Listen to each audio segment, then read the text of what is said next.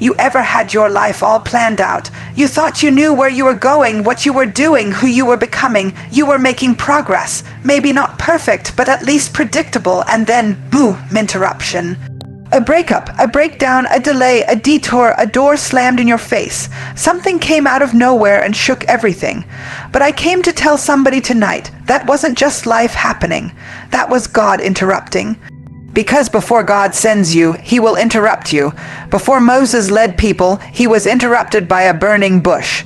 Before Paul became an apostle, he was knocked off his horse. Before Mary became the mother of Jesus, she was interrupted by an angel. See, God doesn't knock, He interrupts, and the interruption is not rejection, it's redirection. It's not a breakdown, it's a setup. It's the moment where heaven steps in and says, you're not going to keep living life on autopilot, I'm calling you higher. So tonight, we're going to talk about that holy interruption, the moment everything changed, not because you planned it, but because God positioned it. You ever notice how God doesn't ask for permission before He shifts your life? Like, He doesn't wait for your schedule to clear up.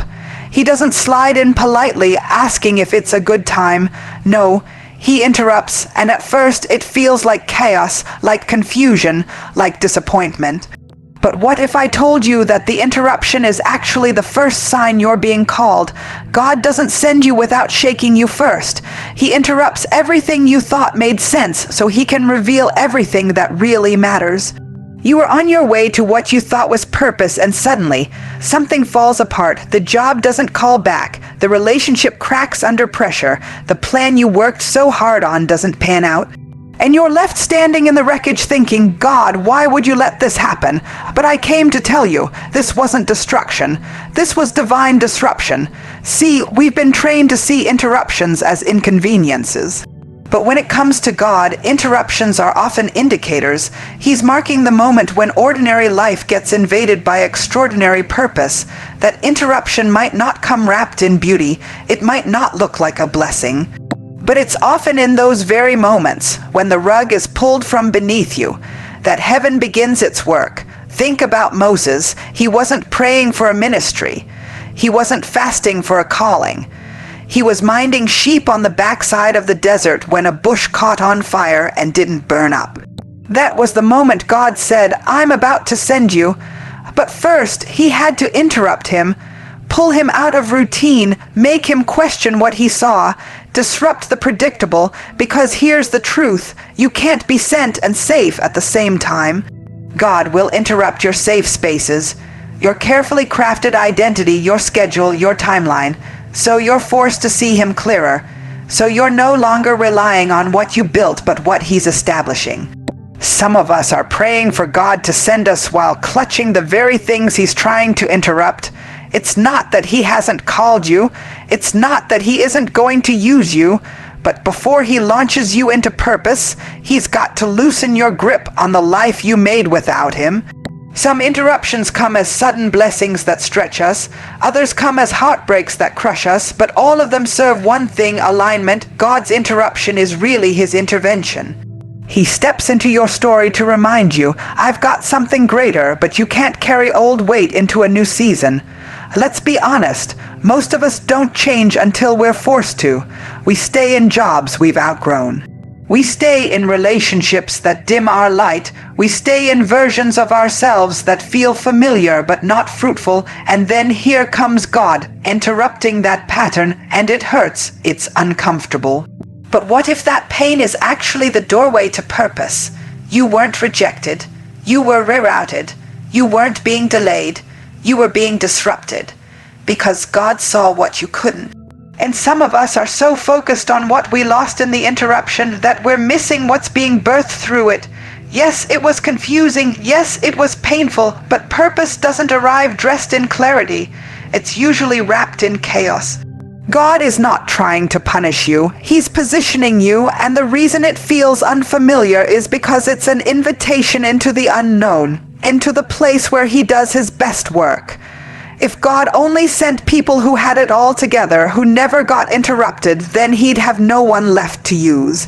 Every story of impact, every person of purpose, every testimony you admire started with an interruption, that moment when you realize you can't go back, you can't unsee what you saw, you can't unknow what he showed you. That's not just life happening, that's the divine stepping in and saying, I've got more for you. You may have been frustrated because your plans didn't go the way you expected, but I need you to understand, your plan is too small for your calling. That interruption wasn't the enemy, that was heaven saying, this chapter is closed, turn the page. God is too committed to your growth to let you settle, so he'll send the interruption. He'll disturb your peace to protect your purpose. He'll shake the foundation not to harm you, but to heal you from what was never meant to hold you in the first place. You're not being punished, you're being prepared. And if you'll stop seeing the interruption as an ending and start seeing it as an entrance, you'll realize that the moment everything fell apart was actually the moment everything started to come together.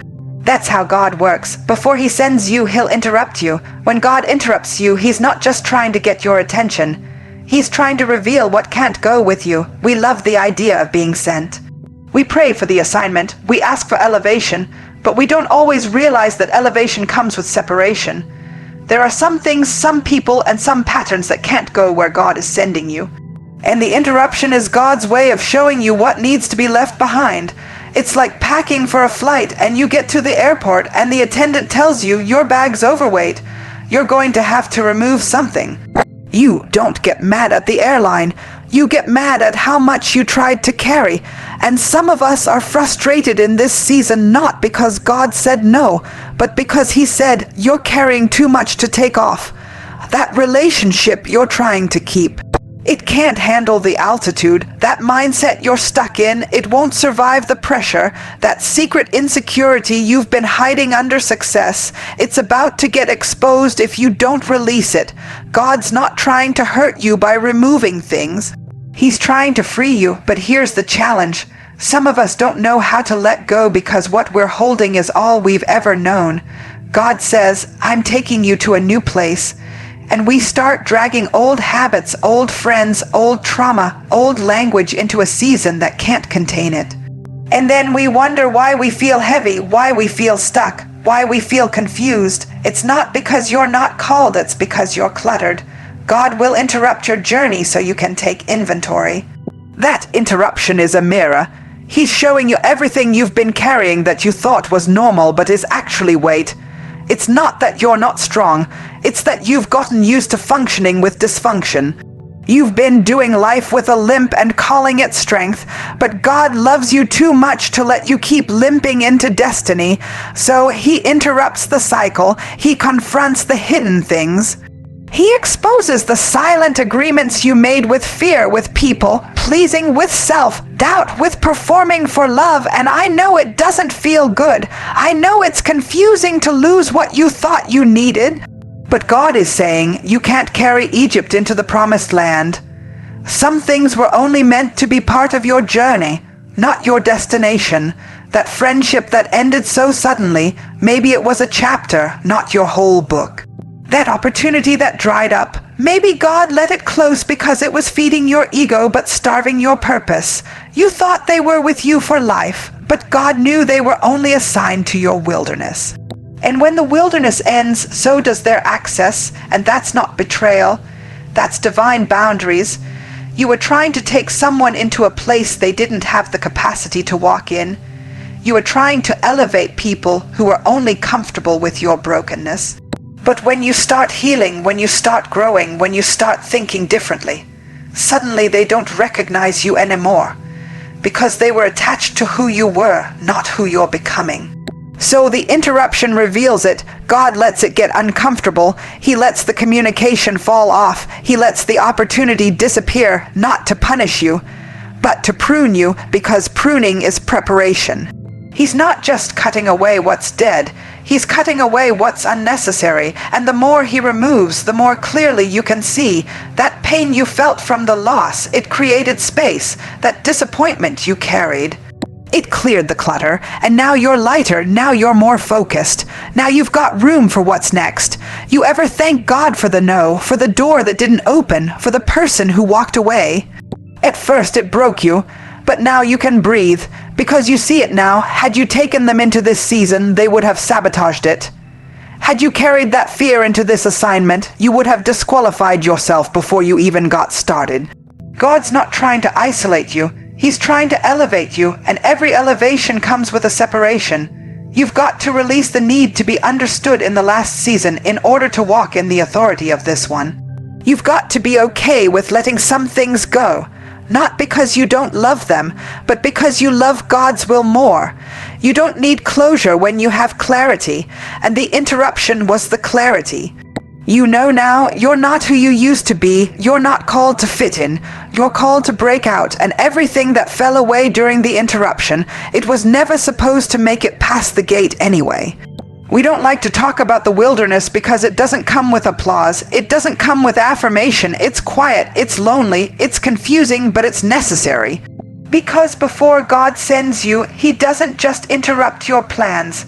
He strips away everything that could sabotage your purpose.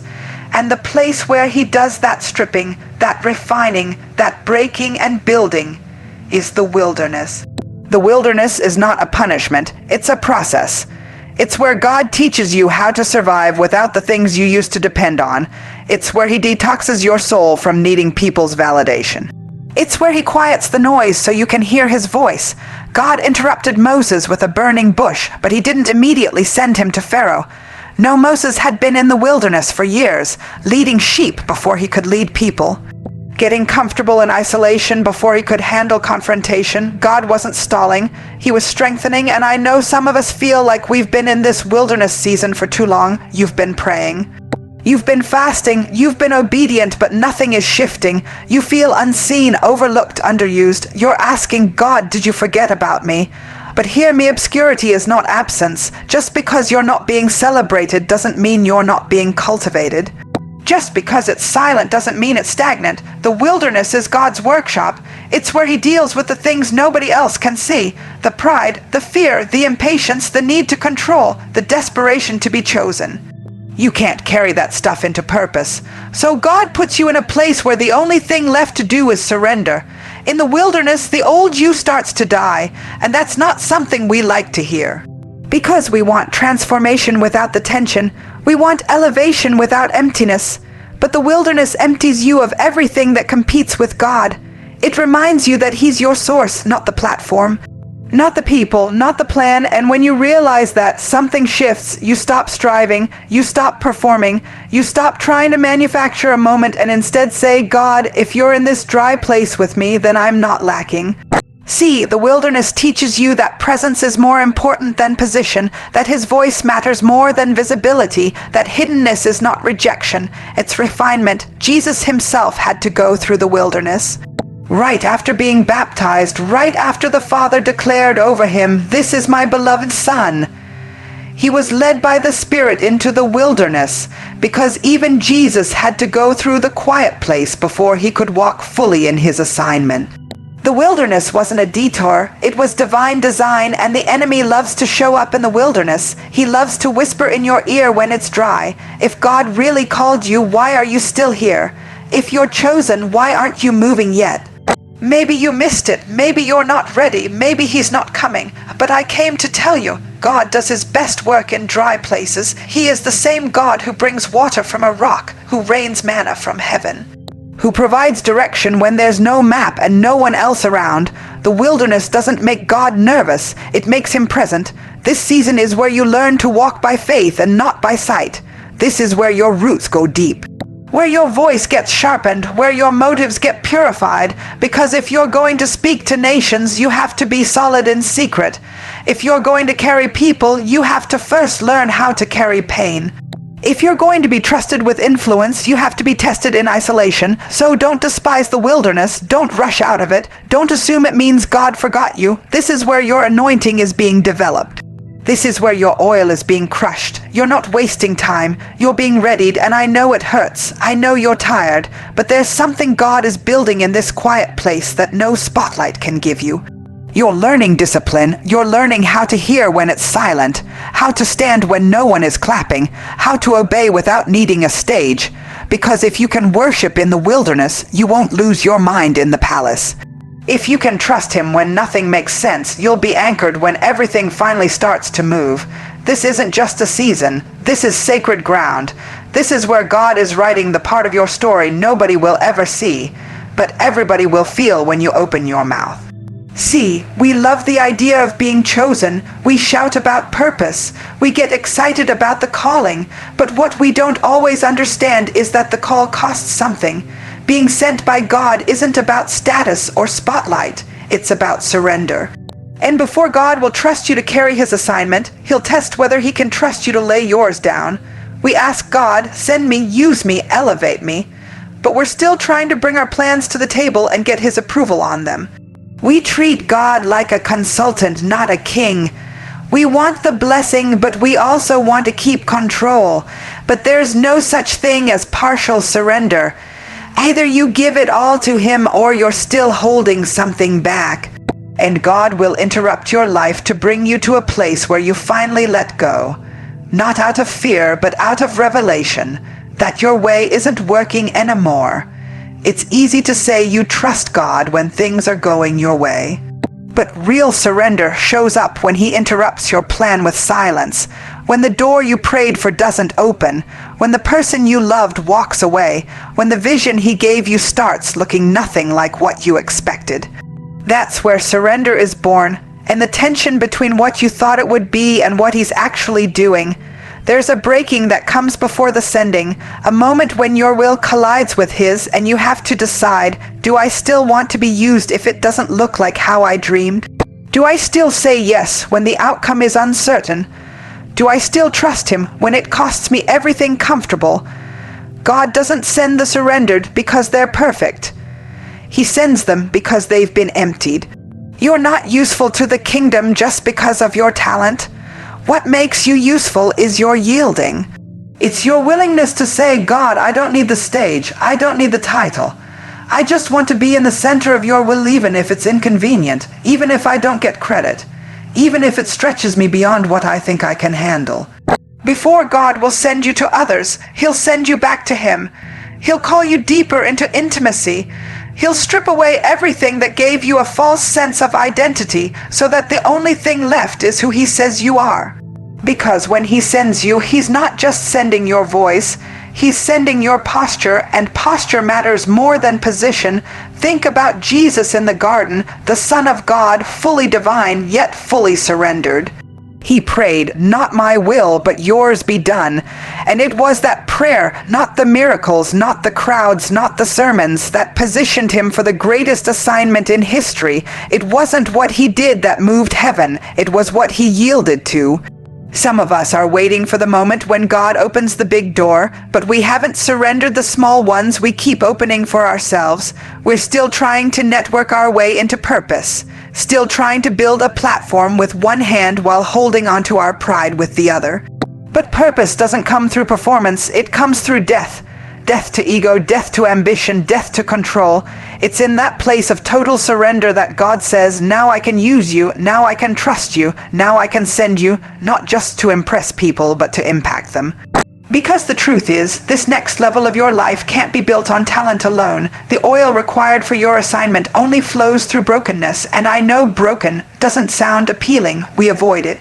We hide it, but heaven doesn't. Heaven values surrender more than strength. God doesn't anoint you because you're strong. He anoints you because you're surrendered. You keep wondering why it hasn't happened yet, why you're still in the waiting, why the vision hasn't manifested, but God is saying, I'm not waiting for your perfection. I'm waiting for your surrender. When you finally stop trying to earn the sending and start resting in his voice, when you stop trying to prove you're worthy, and start believing that he's already chosen you, that's when the shift happens. That's when he starts opening the doors that can't be explained. That's when he begins releasing strategy, favor, alignment, because now it's not about you anymore. Now you're not showing up trying to be seen. You're showing up carrying something sacred, something costly, something born in the dark, something formed in surrender. Before God sends you, he has to know you won't let the assignment replace the one who assigned it, that you won't chase platforms and forget presence, That you'll stay at his feet even when the world pulls on your gift, that your surrender is louder than your strategy, because what interrupts you will humble you, but what you surrender to will transform you. After the interruption, after the wilderness, after the surrender, there comes a moment when God says, "Now go." But what we sometimes miss is that the go isn't for our glory, our validation, or even our comfort. It's for impact. It's for assignment. It's for the people he's already lined up on the other side of your obedience. We get so caught up in what it means to be called that we forget what it means to be sent. Being sent isn't about finally arriving. It's not about finally being seen or stepping into a place where you can breathe easy. Being sent means being poured out. It means being used. It means waking up every day and saying, "God, this isn't about my brand or my comfort. This is about your kingdom." There are people connected to your obedience, people whose breakthrough is tied to your yes. People who are waiting in their own wilderness, hoping that someone like you will rise up and tell the truth. Somebody is waiting to hear the sound of your survival. Somebody needs to know that God can still use someone who didn't do everything right. Someone who got interrupted, had to be broken, surrendered, and then still stood up and said, "Here I am, Lord, send me." You thought this whole process was about you becoming stronger, wiser, more focused.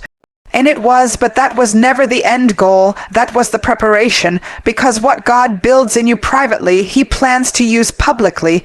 What you endured wasn't in vain. What you overcame wasn't random. It was necessary for you to carry the weight of what's coming next. When God sends you, he doesn't just hand you a microphone, he gives you a mission, and that mission will require everything he just cultivated in you during your interruption, your wilderness, and your surrender. The character, the wisdom, the patience, the discernment, that wasn't just for your benefit. That was for their healing, for their clarity, for their restoration. You're not just walking into rooms anymore, you're bringing something with you. It's not just about giving speeches, preaching messages, writing books, starting businesses, leading teams. It's about doing all of that with the posture of service. You're being sent to serve, and service doesn't always look glamorous. It doesn't always get you applause. Sometimes it looks like staying up late to pray for people you barely know. Sometimes it looks like giving when you'd rather keep. Sometimes it looks like showing up even when you're exhausted, because you know someone needs what's in you. And that's the beauty of being sent by God. He never sends empty-handed. He equips you with everything you need, but he also assigns you to someone else's freedom. That should humble you. That should keep you grounded. Because it means the oil you carry isn't just for you. It's for every person who ever questioned if they could be used after they were broken. When God sends you, you carry evidence. Evidence that he restores. Evidence that he redeems, evidence that he still calls the least likely, that he still breathes on people who have been through too much, lost too much, failed too often. Your scars become someone else's survival guide. Your obedience becomes someone else's open door, and that's why the sending can't be selfish. That's why the journey had to break your pride. You had to learn how to carry weight without needing worship. You had to learn how to move with God and not just for applause, because when the spotlight comes, and yes, sometimes it will, your spirit has to know how to stay anchored, how to stay surrendered, how to stay sent, not just seen. This isn't about platforms. This is about purpose. This isn't about being followed. It's about following him, even into unfamiliar places, even when it doesn't feel comfortable, even when it stretches you past your own plans. Being sent means walking in rooms where your name isn't known but your oil is felt. It means showing up and shifting atmospheres not because of who you are but because of who you carry. It means understanding that this is bigger than you. That your yes echoed in heaven before it ever manifested on earth. You are the answer to someone's prayer. You are the vessel for someone's encounter. You are the proof that even interrupted stories can be rewritten into purpose. Don't underestimate the power of what you carry. Don't water down your oil trying to fit in.